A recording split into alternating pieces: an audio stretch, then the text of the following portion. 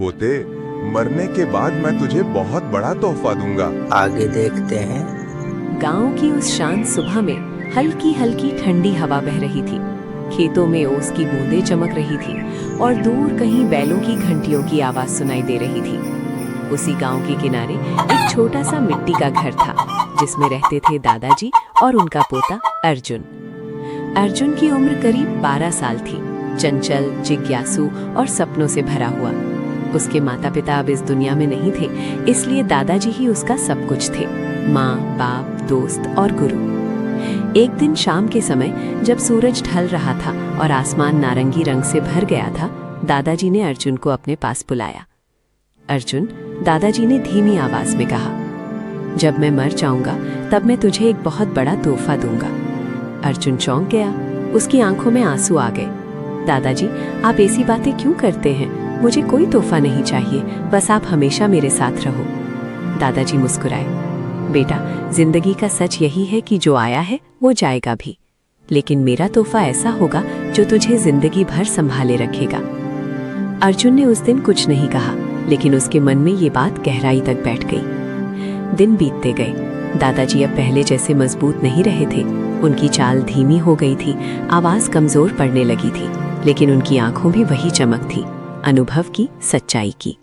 वे हर दिन अर्जुन को कुछ न कुछ सिखाते, कभी ईमानदारी का महत्व, कभी मेहनत की ताकत, कभी धैर्य का मूल्य। अर्जुन, वे कहते, अगर जिंदगी में कुछ बड़ा करना है तो पहले खुद पर विश्वास करना सीख। लेकिन दादाजी, अगर लोग मेरा मजाक उड़ाएं तो? अर्जुन पूछता। तो उन्हें उड़ाने दे, दादाजी हंसते हुए कहते, क्योंकि उड़ता वही है जो जमीन से ऊपर उठता है। एक दिन दादाजी बहुत बीमार पड़ गए। अर्जुन रात भर उनके पास बैठा रहा। उसकी आंखों से आंसू रुक ही नहीं रहे थे। दादाजी ने कांपते हुए हाथ से उसका सिर सहलाया और कहा, रो मत बेटा, याद है मैंने क्या कहा था? मैं तुझे एक बड़ा तोहफा दूंगा। लेकिन दादाजी, अर्जुन की आवाज भर्रा गई। सुन, दादाजी ने कहा, मेरे जाने के बाद उस पुराने संदूक को खोलना जो मेरे कमरे में रखा है। अर्जुन ने सिर हिलाया, लेकिन उसका दिल टूट चुका था। कुछ ही दिनों बाद वो दिन आ गया जिसका डर अर्जुन को था। दादाजी इस दुनिया को छोड़कर चले गए। घर सन्नाटा में छा गया, हर कोना खाली लगने लगा।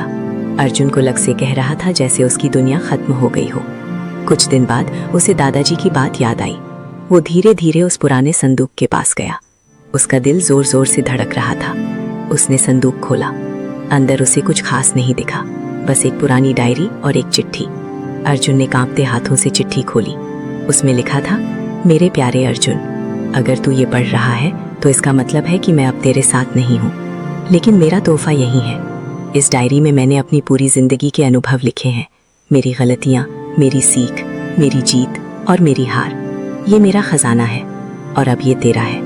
लेकिन असली तोहफा ये नहीं है। असली तोहफा है तुझ में मेरा विश्वास। मुझे यकीन है कि तू जिंदगी में कुछ बड़ा करेगा। मुश्किलें आएंगी, लोग तुझे रोकेंगे, तुझे गिराएंगे, लेकिन तू हर बार उठेगा, क्योंकि तू मेरा पोता है। और याद रख, इंसान की असली दौलत उसके विचार होते हैं, और तू सबसे अमीर है। तुझसे बहुत प्यार, तेरा दादाजी। अर्जुन की आंखों से आंसू बहने लगे, लेकिन इस बार वो कमजोर नहीं था। उसके अंदर एक नई ताकत जाग चुकी थी। उसने डायरी पढ़नी शुरू की। हर पन्ने में एक कहानी थी, संघर्ष की, हिम्मत की, हार के बाद जीत की। अर्जुन को एहसास हुआ कि दादाजी का असली तोहफा कोई वस्तु नहीं था, बल्कि एक सोच थी, एक ऐसी सोच जो उसे कभी हारने नहीं देगी। समय बीतता गया। अर्जुन ने कड़ी मेहनत की, पढ़ाई में ध्यान दिया, हर मुश्किल का सामना किया और कभी हार नहीं मानी।